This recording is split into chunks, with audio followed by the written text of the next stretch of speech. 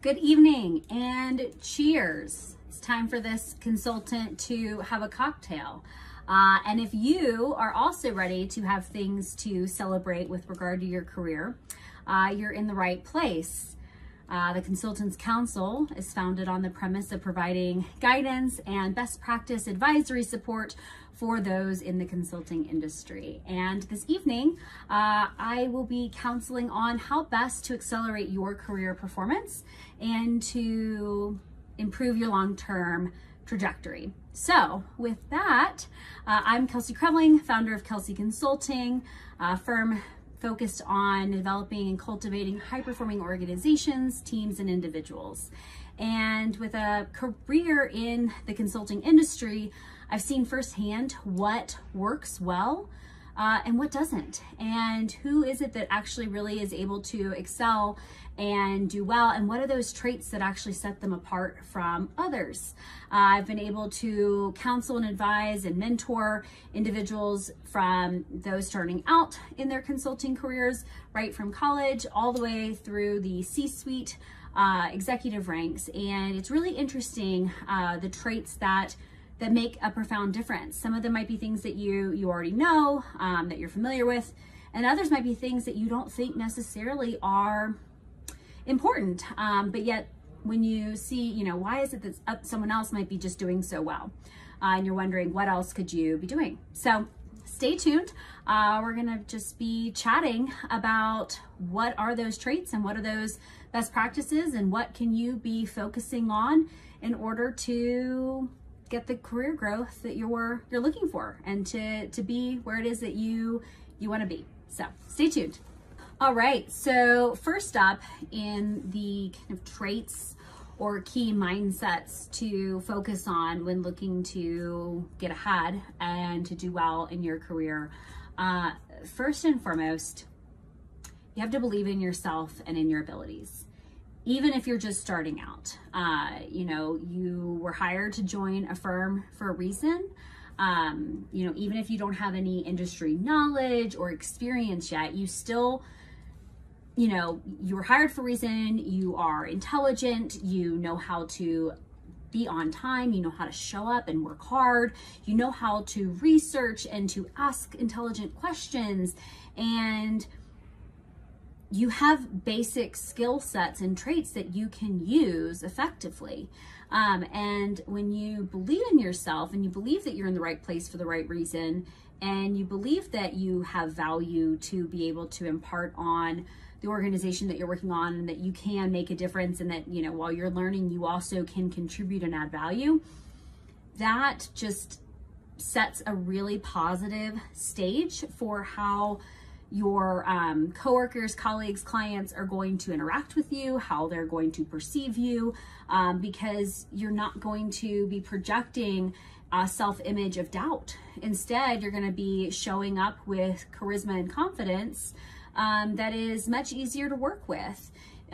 People like working with those that are confident in how they're interacting and presenting themselves, and how, they are establishing that credibility that they have, even if it's not that you have the industry knowledge. It's, hey, you know what? Yeah, I'm a new analyst, and I'm learning, and I can maybe not have all the answers for you right up front, but I can certainly go research and find out what they are and be able to provide the support necessary to move forward. So I'd say first and foremost, across every job, every industry, no matter what it is that you're tackling, it could be work or personal life too, believing in yourself and believing that you have abilities to be successful will just go a very long way.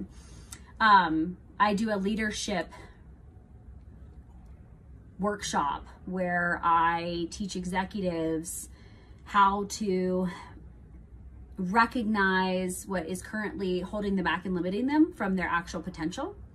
And we start that off with the premise of what's possible. And through exercises, etc., they get around to the realization and recognition that the answer is everything, anything. Everything is possible. And so as a result, I want you to really think about the fact that you are capable.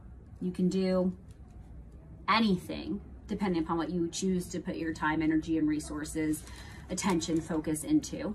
And so deciding what that's going to be for you and then believing in yourself to achieve it, that is the ultimate number one rule for success in your career, in your future, in your accomplishments. All right, I'm going to share another tip that I think has really personally helped me a lot. I used to battle a lot of anxiety and fear around what my future was going to hold and what opportunities were going to come to fruition and where I was going to be and what was going to happen. And early on in my career, when I was freaking out about all of that, worried about losing my job and not doing enough and worried that it was all gonna fall apart. My mom asked me, Kelsey, what's the worst thing that can happen? What happens if you do get fired? And I worked through that and I said, gosh, okay, I'd have to leave my job. I'd have to leave Madison. I'd probably move back to Texas where I was from. I kind of worked it out. I was like, well, I could get another job. I have a background of being, employable and capable. I can find something. And when I worked through the worst case scenario, I realized, okay, that's not that bad. And that's also not likely going to happen. We have to stop ourselves from going down the rabbit hole of worst case scenarios. I always like to be prepared and to be aware of what the worst case scenario could be. I mean, I'm the kind of person that I know where all the exits are in a building when I walk in, and I like to scout out, where I'm going to sit based on making sure I have a perspective of what, my vantage and viewpoints are. I like to know what potential outcomes are so that I, the situation and engagement and interaction, relationship, etc. So I know how to be prepared when those occur. But once you've thought through those, you've got them out of your head and you're not allowing them to fester. You've come up with a potential solution, what you would do in the event that that does occur. And then you're going back to point number 2 of, you're going to trust that things are working out and that they're happening for you, not to you. So if something bad does happen, it's actually in your best interest because you're going to learn something from it. And maybe it's going to tee you up for something better in the future. So I really like that exercise when we're feeling frantic and out of control and we're scared. Thinking about the worst case scenario actually can be really calming because now you've been methodical. You've created a solution, even if you never need to execute upon it. That preparedness can do really great things for calming your anxieties. So, preparedness does a great job of calming anxieties. That brings us to our next point, which is prepare. Always be prepared. Even over-prepare. Now, I'm not saying become obsessive with being ready. There's certainly a certain point where you recognize this is diminishing returns. I don't need to go to these lengths. But especially early on in your career when everything is new, when you're overwhelmed, when you're consuming so much new information and knowledge, and you're kind of bombarded from all directions with so many things that just are frankly overwhelming. Taking the time to be methodical and to be prepared and to do the research and to be well organized just goes a long way to assuaging the anxiety that one feels early on in your career, or any time that you're experiencing something that's beyond your current comfort level. Usually when we can break things down, get really clear on the specifics, be very organized and methodical with what it is that we're preparing for, whether it be, a really critical client presentation where we're delivering, background or recommendations on an assessment that we conducted, or we're making, a recommendation for a whole change management strategy, or we're recommending that, implement a new product, or we're presenting the final findings from, a long-term engagement, whatever it is. Being really well prepared, knowing your material inside and out, being ready to field and answer any questions. And that goes back to that worst case scenario preparation of, gosh, if my client asks me this, how am I going to respond? If my client doesn't like this, how am I going to react? If my, managing director partner tells me this presentation at the last minute is garbage and we have to redo it at 2 a.m., how am I going to handle that? What am I going to do? That can be avoided a lot by preparing in advance of that discussion so that, you're not waiting to the last minute to have it reviewed and to put yourself in those shoes of terror. But yeah, you can really reduce the stress load in consulting by preparing ahead of time and making sure that you're not waiting to the last minute, because that's when everything just gets really chaotic, and when you're already tired and operating on not much sleep, and then your stress hormones get going, it becomes so much harder to respond rationally and to conduct yourself maturely and to handle the stress of a situation or a client reacting in a way that you didn't anticipate well. And you want to avoid that. And you can avoid that the best way possible by being prepared.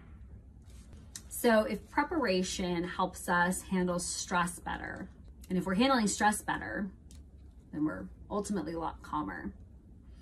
What does that do for us? Well, I've counseled a lot of people on this through the years, because people love to, people get passionate and people get excited and people get stressed and people get angry and frustrated, and all of that takes us away from our calm, centered, rational ability to conduct interactions in a meaningful and objective way. The leader is the calmest person in the room. And when you are in consulting and you are interacting with clients and you're working to lead them through recommendations and changes and new processes, new approaches and ways of doing things that might be uncomfortable for them, for you, etc., being calm about the challenges, the problems, the situations that you're facing is what construes confidence, strength, leadership. I'm not saying be like a puddle of just flatline calmness. No, you have to be objective and rational and interactive. You can't, be interacting with clients like you've had a lobotomy. But you also can't be the person that is flying off the handle and being really passionate and excitable either, because that is not going to convey the message you're trying to relay at all. You relay the insights by being able to present them objectively, being able to not get into the fray, being able to remain objective at an arm's length distance from the conflict.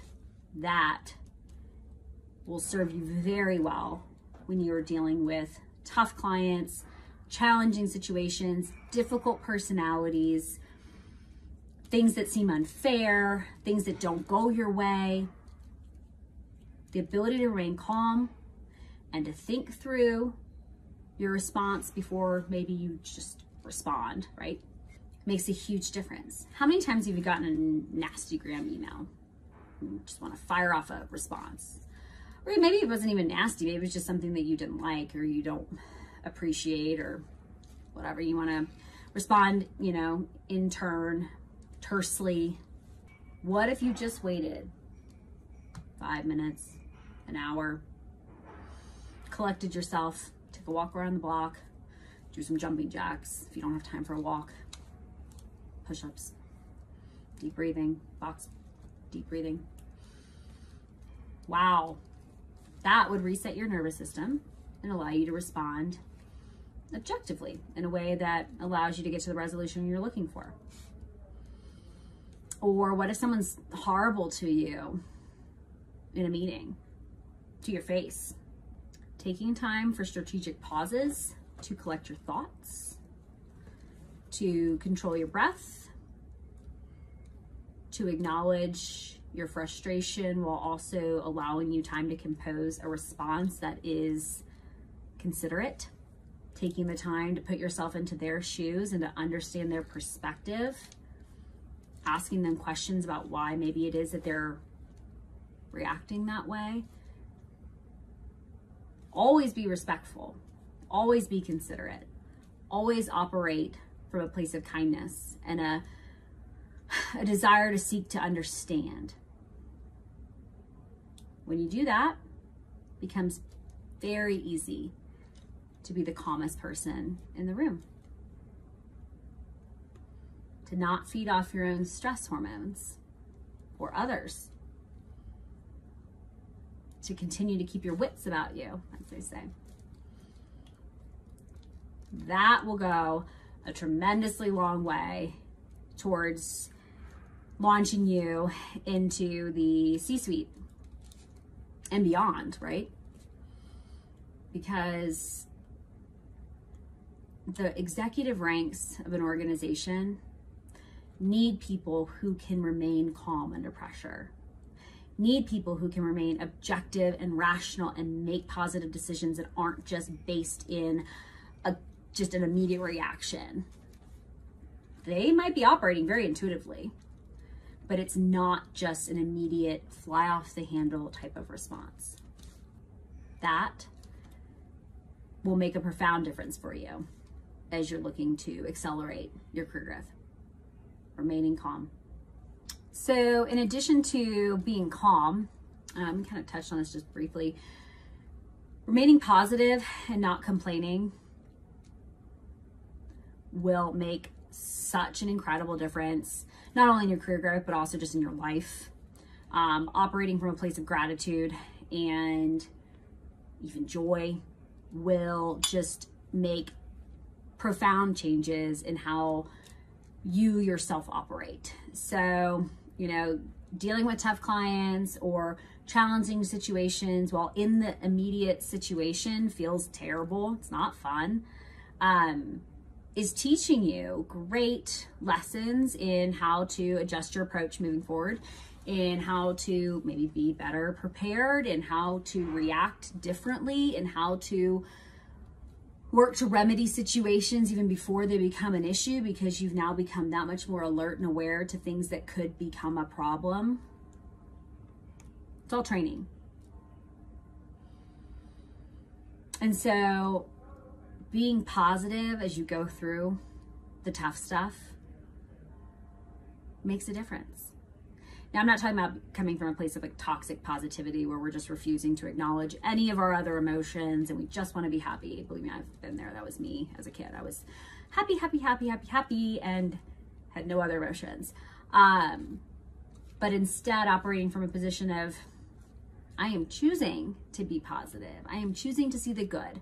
I acknowledge the bad. I acknowledge the things I don't like, but I am choosing to see what's possible. And I am choosing to see that there is goodness even amidst the bad. And as a result of that, not complaining. Try not to complain for 24 hours. Have you heard that before? It'll change your life. Don't complain about anything. And I mean anything. That's tough for me. I complain about the weather a lot. I'm really bummed right now. We've been having a lot of smoke from wildfires and it's making it difficult to be outside. And I recognize when I start getting on a tangent of being a bit more negative, that then propels all my thoughts that way. I get frustrated by all the little things. But when I'm just operating from a place of gratitude and positivity, and I'm not actually complaining, I'm choosing to see the good, that snowballs. And everything gets better. What we focus on becomes our reality. If we choose to see the bad, we choose to see the cup half empty instead of half full. Look how much we've left, gosh. Still plenty of whiskey, see? That I mean, they've proven it chemically changes how our brains function. You can go do your own research on that if you're interested. But that operating from a place of positivity and gratitude with a lack of complaining, your colleagues will notice. Your colleagues will notice that you're not in on the water cooler chat, being grumpy, finding things to kind of bitch and moan about. And instead just saying, okay, yeah, let's do it. Let's figure it out. Let's fix this. Yeah, we didn't like that outcome. Okay, how are we going to resolve that? Okay, that client's not happy with us. How are we fixing that? Okay, we need to make this happen differently. How are we dealing with that? Okay, so-and-so left our team. They quit. Okay, what are we going to do to fix it? Instead of bemoaning all the new work that you're taking, right? And there's so many things that we can complain about every day. There's also so many things to be grateful for.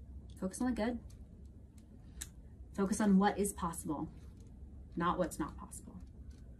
All right, so we've talked about being calm, being positive, not complaining. What about the actual interactions that you have with your clients and with others in the organization that you work for, your vendor partners, etc.? You know, diplomacy is not only beneficial in politics.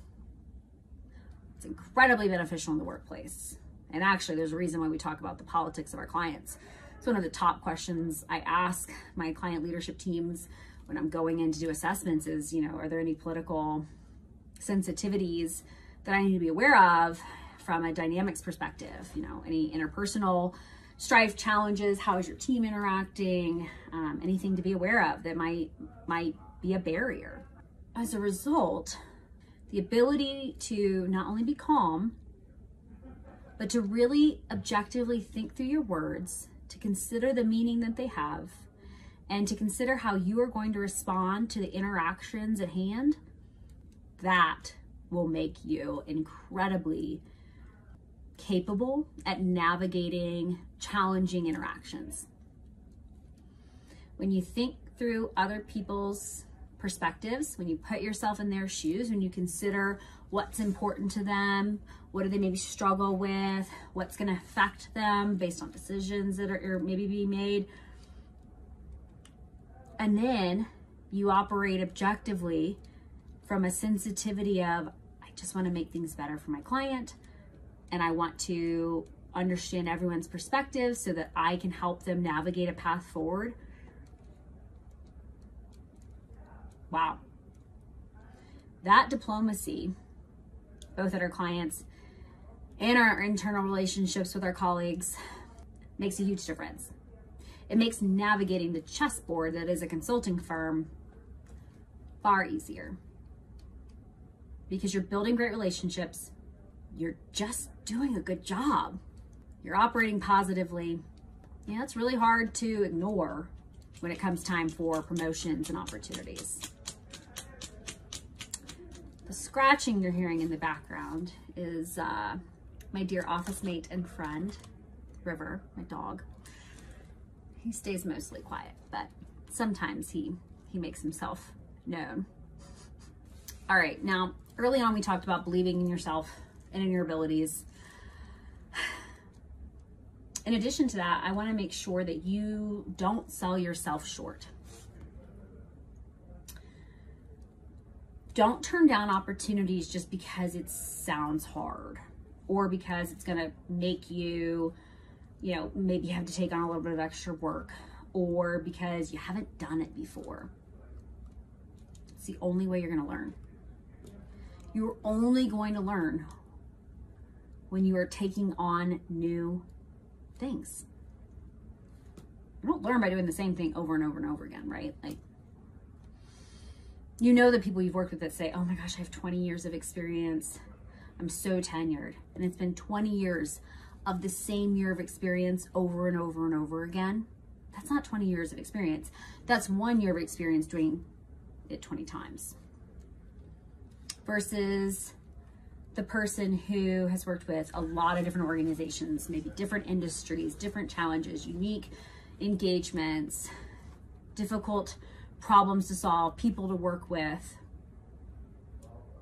Well, gosh, 20 years of doing that, and now you've got 20 years of experience or even more, right? We used to joke at my first company that I worked for, we worked 90-hour weeks or more, like we worked so much, and everyone would like to act like we were so young and immature and we didn't have much work experience. But in reality, you know, if you're only working 40 hours a week and we're working more than double that, we have like 3 years of experience, we had 6 or more, right? So it is not about the number of years. It is about what you fit into those years. And that doesn't always mean working more hours. It also means learning how to be more efficient with your time. How can you fit more into less time?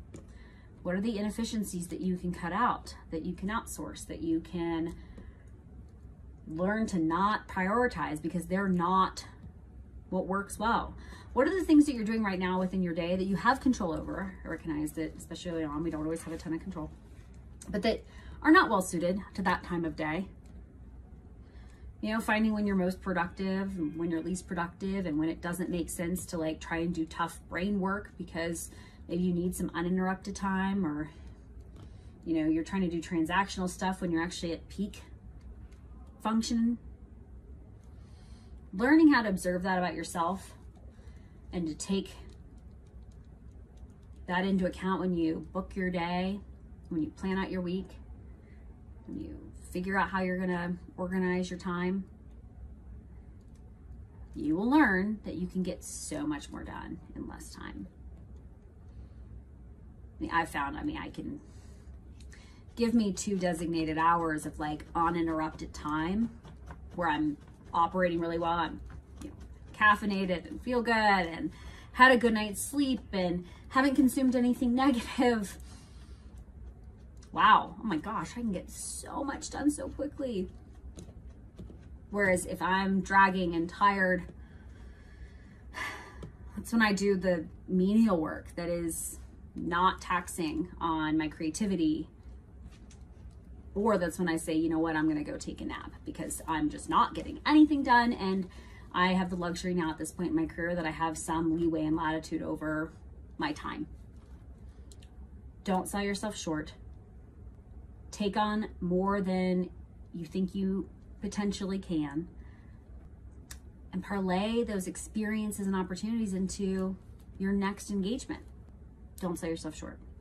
All right, so in addition to not selling yourself short on opportunities, turning things down just because you haven't done it before, on the flip side of that, don't wait for anyone to give you opportunities because you'll be waiting a long time.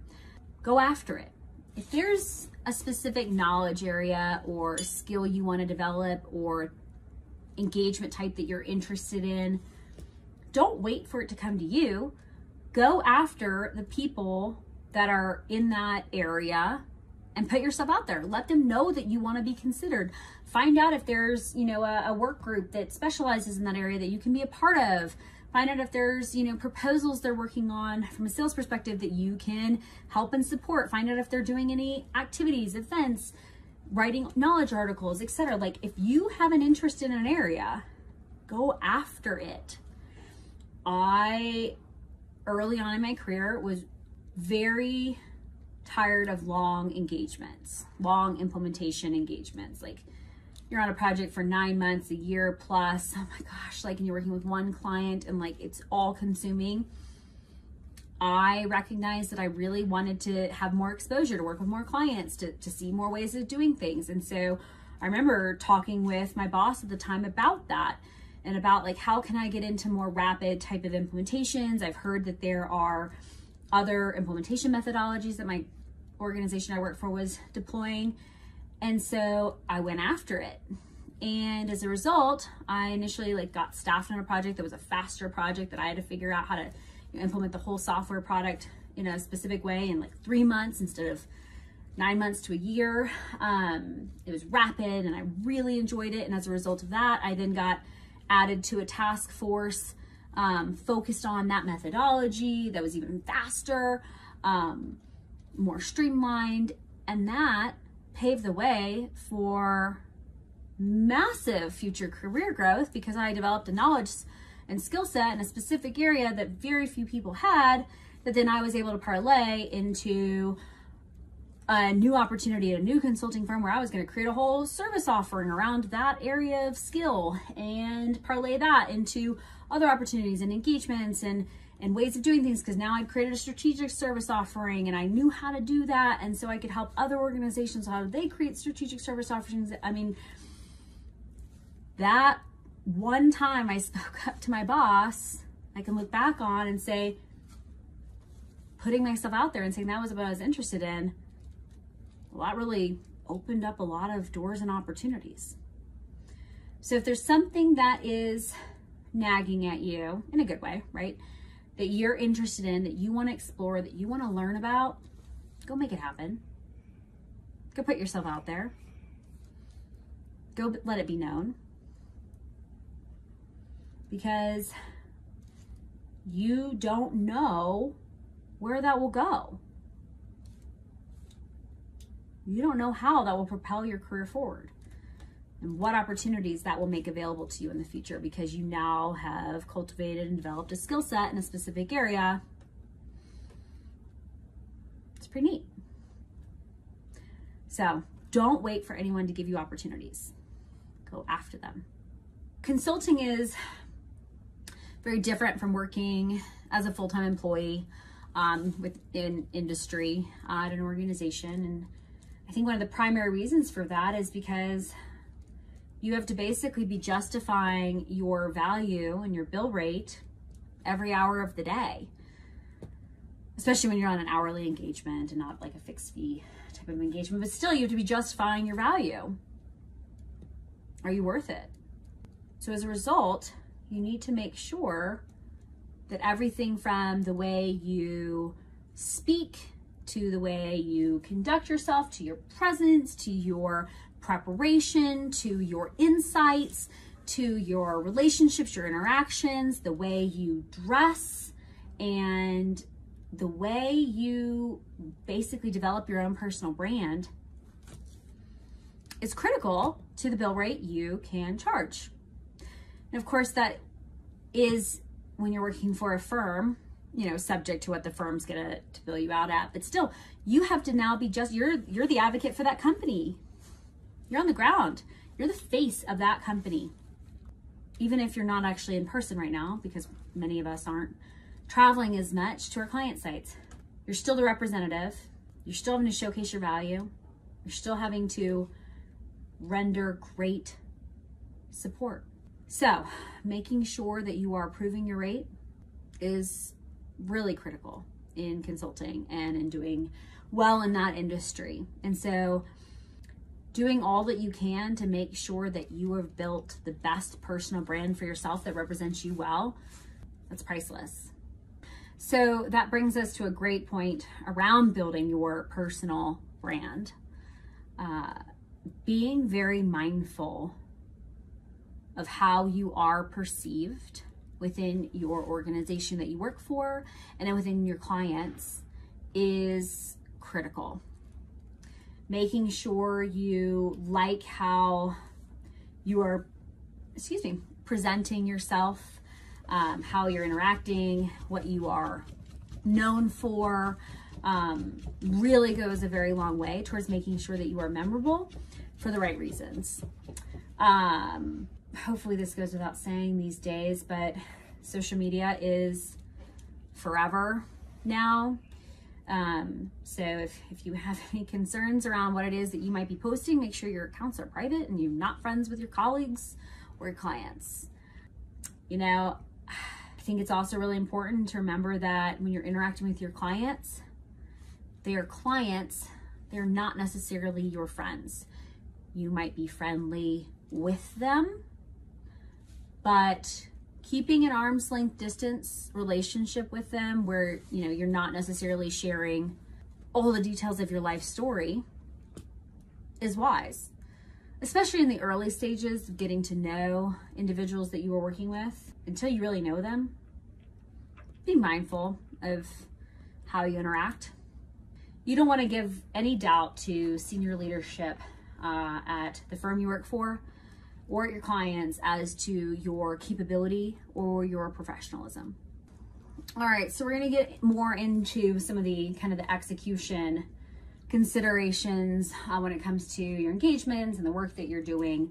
I think first up on that front, really learning to be solutions oriented. It's critical. Do not go to your managers, leaders, or clients with problems. I'm not saying don't escalate. Obviously, certainly you should be learning how to escalate appropriately as needed. But only once you've already considered potential solutions or options for them to move forward with. You do not want to be seen as someone who just brings problems to the table. Because honestly, that just comes across as almost complaining. You know, a problem with a proposed solution really is just an issue and a complaint for your leadership now to have to come up with ways to solve. And that's frustrating when they're strapped for time and bandwidth that they now have to go figure out answers. Even if they don't go with the solutions that you propose, you don't want to come to the table empty-handed. So always be solutions oriented. In addition, I think it's really critical to take ownership. It doesn't matter what level you are operating at. Take ownership for the work that you do. Take ownership for the potential lapses in the quality of the work that you do. You know, if there's a problem, own it, recognize it, say, you know what, this happened. This was not a desired outcome, and here's what we're working on as a solution to fix it. You know, figure out how you can be responsible. Don't be the person that eschews responsibility, that eschews taking, you know, like, hey, standing up for what occurred. No one's going to give you more responsibility if they don't think that you're someone that takes any. They're not going to put more on your plate. They think you're out there blaming everyone else or finding fault or throwing other people on the bus. It doesn't look good, especially to mature leaders. They can see right through it. Take responsibility. Own it. All right, I wish I didn't have to give this piece of advice, but I've seen it too often. Take it seriously. Take your job seriously. Take the work that you are doing seriously. Take the opportunities that you have in front of you seriously. I'm not saying to be serious and like stilted, but I am saying to give it your best, because I've seen so many individuals coming out of college or even coming out of industry into consulting and not taking an opportunity seriously and thinking that they can kind of coast by, thinking that just, you know, innate natural intelligence will do the job for them. That is not the case in the real world. There's certainly things that, you know, might not take as much time and preparation as others to be successful with. And that comes with skill and knowledge and experience, when you know like what you need to put more time and energy into to be prepared versus things that like, I've done this before, it doesn't need as much for me. But when you're just getting started, you have to take it all seriously. You have to put in the work. You have to put in the effort. Because if you don't, natural intelligence is not gonna create your presentations for you. Natural intelligence isn't going to do the research for you. Natural intelligence isn't going to just like allow you to get the right answers on a test. That is not how consulting works, unfortunately. It takes time, it takes preparation, it takes hard work. So take it seriously. All right, so let's talk about priority. Recognizing and learning how to prioritize is a really important skill to learn in the workplace. Just because something is a high priority to you does not mean it's a high priority to everyone else. On the flip side, if something is a high priority to your client, it needs to be a high priority to you. And if for some reason it really isn't something that should be a high priority for them, helping them diplomatically understand, you know, hey, we're fixing this, we're working through this, you know, we've actually got some other things that we think are more critical at this juncture because of X, Y, and Z. You know, helping learn to reset priorities, critical, great skill to learn. Learning how to evaluate the true importance and impact of the issues you're dealing with and their ramifications for the work that you're delivering, or the budgets that you're managing, or the people that you're interacting with, is just a really important skill that it'll take you a little bit of time to parse out, especially as you're new and you may not have had exposure to the certain thinking patterns and the things that maybe are really, really important. But when you learn how to think about an issue and then take a few steps back and kind of like raise your perspective on it to say like, okay, this might be happening here, but who does this impact? Does this impact budget? Does this have legal implications? Is this something that I'm going to need to tell the CEO of the organization and they're going to have to weigh in on it? Or is this something that's just like a nuisance that we can deal with middle management on and like work through? Or is this something that's just like an interpersonal challenge that doesn't have wide-ranging implications? Or is this something that's actually like really like embedded in the culture of the organization that is going to make it very difficult for us to implement change? Well, actually, that's going to be a higher priority issue that we're gonna have to start tackling much sooner and come up with like a whole approach of how we're going to kind of like reprogram how people function. Like there's a lot of intricacy there in terms of how to evaluate priority of issues and challenges, but I generally like to think about them in terms of what's the highest level in the organization that's going to have to become aware of this. Who does it impact? What does it impact? Are there legal implications? Are there financial implications? Are there governance or change management, like communication considerations? You know, who's affected? And also, what's the timeline on the incident or observation or challenge? Those are the criteria that I like to look at quickly, right? I mean, I'm factoring all those things in as things are coming in. But that's how I really look to evaluate priority, to determine like the urgency of something. You know, if something's not urgent, okay. Whereas if something's like really critical, I might be directly, you know, text messaging with my client about it. Like, hey, I need to give you a heads up on this. Like, do you have time to chat? Or if it's kind of lower priority, I might be texting them because, to be clear, text message is my current client's preferred method of communication during a busy work day. Hey, just want you to be aware of this. Heads up. No action needed. Just be aware. Or is it something that's like really critical and we need to bring people together? Prioritization and learning how to do it effectively. Learning what issues your client's going to want to be made aware of and how they like to interact, to intervene, and to communicate. What are their preferred channels? That'll go a really long way and helping make sure you're not escalating things unnecessarily, but also not inadvertently not handling things that need to be resolved. I've seen a lot of newer individuals think that something's not a problem, so they don't bring it up. And as a result, you know what happens to problems when they're not dealt with? It gets so much bigger. It becomes so much more of an issue. It becomes that much harder to resolve. So, learning to prioritize, figuring that out early on will go a really long way for you. All right, so earlier on we talked about confidence and being confident and how that can make a big difference for you in the workplace. But I do think it's really so important to learn the difference, and not just learn the difference, but embody the difference of confidence versus arrogance. Confidence is the innate trust and knowledge in your abilities and in your value. Arrogance is actually founded in a deep sense of a lack of self-worth and a lack of self-knowledge and a desire to overcompensate for it.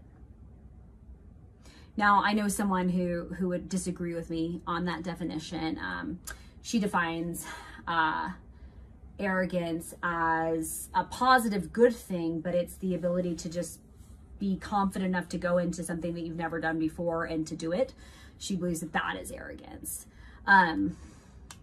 She also wrote a book all on fear, and I think she's fabulous. Kristen Oldmeyer, she wrote The Art of Fear. She taught a really fabulous ski camp. She's fabulous and was one of the first women's ultra extreme skiers, right? Like pioneered jumping off cliffs and stuff. So she's incredible. But I respectfully disagree on the difference between confidence and arrogance. I think that confidence can be exhibited in a really healthy manner, where you just have an innate confidence in your ability to do things, even if you maybe haven't done them before. Whereas I firmly believe that arrogance actually it comes from a sense of self-lacking and self-dislike and insecurity. And as a result, it is an ego-driven expression of overexertion of your skills. That doesn't resonate well with others. Being confident in your skills and in your abilities and being able to show up and have presence and trusting in your knowledge, that's awesome. And that is necessary to be good in consulting. Being arrogant and overcompensating when you actually don't feel like you have confidence or abilities, all that does is just rub people the wrong way. Learn the difference. Learn how to embody the difference. Learn how to hold yourself accountable when there's things that you maybe are being arrogant about, that, you know, it's coming from a place of self-mistrust or distrust. Figure out ways, what can you do to avoid that, get around that, overcome that? How can you reassure yourself of your abilities? Because as we talked about earlier, everything is possible. You're capable of so much more than you even realize. So figuring that out so that you can operate from a place of confidence instead of arrogance. That will serve you well. All right, so now that you've hopefully learned and are embodying the difference between confidence and arrogance, it's also really important to learn when you don't know everything, which you don't, no one can. You have certain skills and abilities, as does everyone else. Knowing when it makes sense to bring in others, outside expertise, you know, even within your own firm or outside of your firm, right? Learning what your limitations are and learning how to engage others and benefit from their knowledge and their awareness, that will go a long way from a consulting perspective. You know, we expect our clients to bring in outside counsel for resolving challenges and issues that they have. Well, we need to be prepared to do the same thing. We need to know when to bring in expertise to help us. I don't for a second presume to know everything that I need to know to, for example, operate my business, or to, you know, make all the right decisions related to like legal decisions or to tax decisions or to marketing support, etc. Right? Like, no, I outsource that. Oh, bless you, bud. That was a dog sneeze. I bring in expertise. Bless you, bud. Give me a third. I sneeze in threes. So, but yeah, learning how to bring in others to augment your skill sets, that can really help you in the consulting landscape and space. Can help you upsell opportunities, help you land opportunities to begin with. And it can really help open doors for you as you're accelerating your career, because guess what? Someone you might have worked with before in another division, another department, another firm might say, hey, you know what? I now need your skill in this area. I need you to come help me in this capability. Can't tell you how many people I've worked with in the past that I've brought onto projects to help with my engagements. Now have come to ask me to help them on their engagements or with their firms, etc. Building your trusted network of knowledgeable partners and colleagues go a long way. We talked about this a little bit, but I want to really emphasize it. Always remember that you are the consultant. You are not the client employee. Don't ever get too comfortable. You have to remain objective and consultative. That's why they hire you. They hire you as an outside expert who can come in and impart knowledge and advisory capabilities.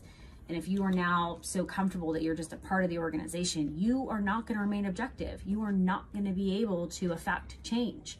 You're not going to be able to provide trusted counsel. So don't get too comfortable. Don't get too close. Remain objective. Remember that you are the consultant. And if for some reason you're feeling like, gosh, I miss being in industry, or I want to be in industry and I just want to be a full-time employee, then just make that transition, make that exit. All right, I wish this went without saying, but unfortunately, you know, some things have to be said. All my recommendations and advice here comes from real world experience, so you can put 2 and 2 together. Please wear pants to work, or any type of covering, right? Professional, appropriate attire. What I mean by that is just operate great professional judgment at every juncture. You know, before you do something, say something, act in a certain way, respond in a certain way. Think about how it's going to be perceived. Think about how it might cause others to view the personal brand that you're working to cultivate. Does it convey what you're trying to convey or not? Exercise great judgment, because while that might not create great career trajectory for you, it also won't just completely sideline your future. Because I've seen it happen. One bad judgment call and you can be out. You can be fired. And the industry is really small.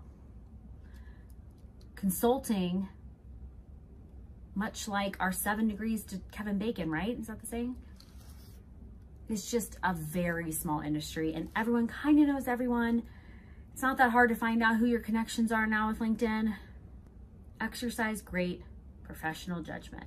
That also means don't burn bridges. I know people like say that, you know, well, the bridges I burn will light the way forward. That's just what people say when they've acted really terribly and they're trying not to acknowledge their poor behavior or their bad decision making, right? Because if you're operating from a position of kindness, consideration, working to do the right thing and do your best, you're working really hard not to intentionally burn bridges. Now again, anything can happen, but your intent is not negative. People will remember how you made them feel. People will remember how you acted and how you conducted yourself. People will remember if you were kind and considerate. Years into the future. And one misstep, one unkind conversation, one cut down, one gruff response, one really bad decision, that can haunt you. You don't want that. You don't want that to be the reason you don't get a job in the future. Someone remembers something that you did, said, how you made them feel. You know, there's always a saying of like, someone, you know, was in a job and they were in a lower level job, and then, you know, in the future, like, oh, what is that? It's high school. Yeah, that's what it is. Like, oh, you know, the jocks in high school and the kid that was on the debate team or something, they were mean to them, and now that kid runs the company, right? Like, you're kind of mean to work for me. Well, you never know how tables can turn. So it's all about how you operate, how you conduct yourself. What mindset do you want to operate from? I'm a big fan of operating from a mindset of kindness, consideration, working to understand the other party. Because when you do that, that really helps alleviate miscommunications, insensitivities, and acting in a way that doesn't make people enjoy interacting with you. As you grow in your career and you start to manage others, you want to make sure that in the future, you're the manager that they liked working with, that they learned from, that they respected, that they'd work with again. You don't want to be the horrible boss that they hate, dread their workday.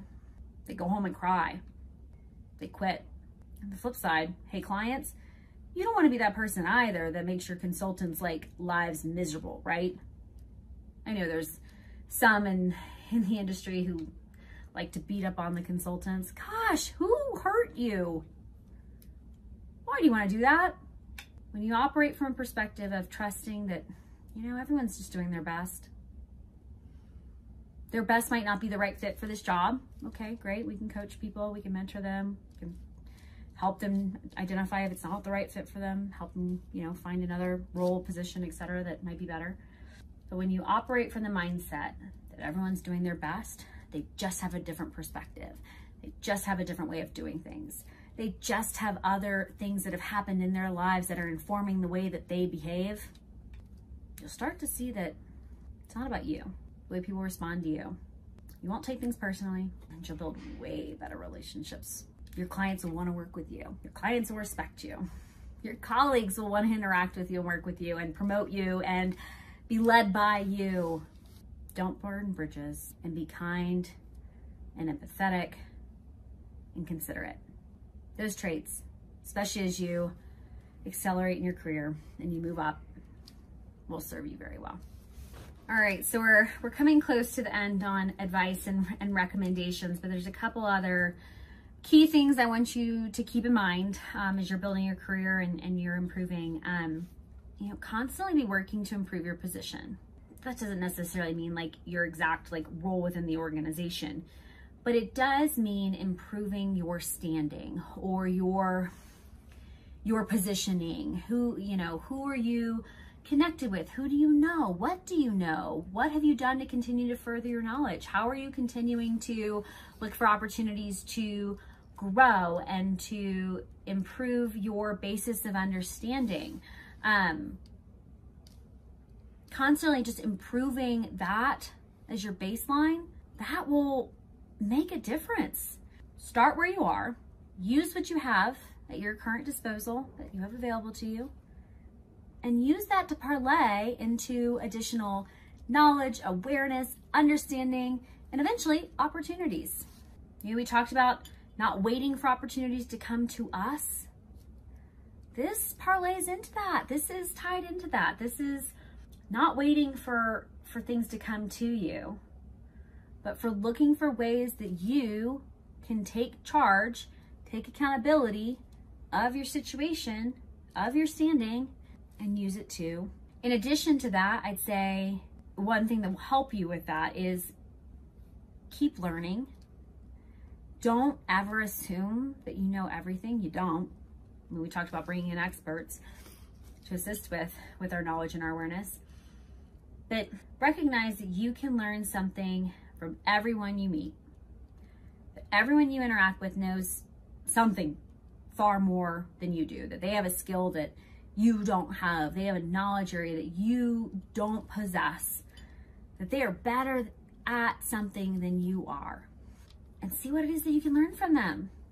I think what goes hand in hand with that, and also with the don't burning bridges and operating from a kind, empathetic position, is to remember that we are not better than anyone else, but we are better at things than other people. I learned that at a enrichment camp I went to in like 3rd grade or something, some summer classes I took. It was a really neat class, course, etc. But they kind of drilled that into our head. And while I am a really big fan of eschewing all of our old programming, because I think a lot of it is coercive and wrong and keeps us living smaller lives than we're supposed to, I do think that that is a wise statement. We're not better than other people, but we are better at things than other people. You know, it might be that we're better at being compassionate. It might be that we're better at being kind. It might be that we're, you know, better at a specific sport, better at research, better at public speaking, whatever it is, doesn't matter. But just because you're better at things than someone else doesn't make you better than them. Especially because, as we've learned, anything's possible. We can do all things. We just have limited time. So it's all about what do we individually choose to take accountability for and elect to develop. What do we put our time, energy, and resources into making a priority? We've learned about prioritization. What do we prioritize in our own lives? What do we choose to consume? Are we choosing the positive practicing gratitude, or are we choosing the negative? We're not better than, we are better at. What are you going to start getting better at? There's a whole realm of possibilities of things that we can get better at.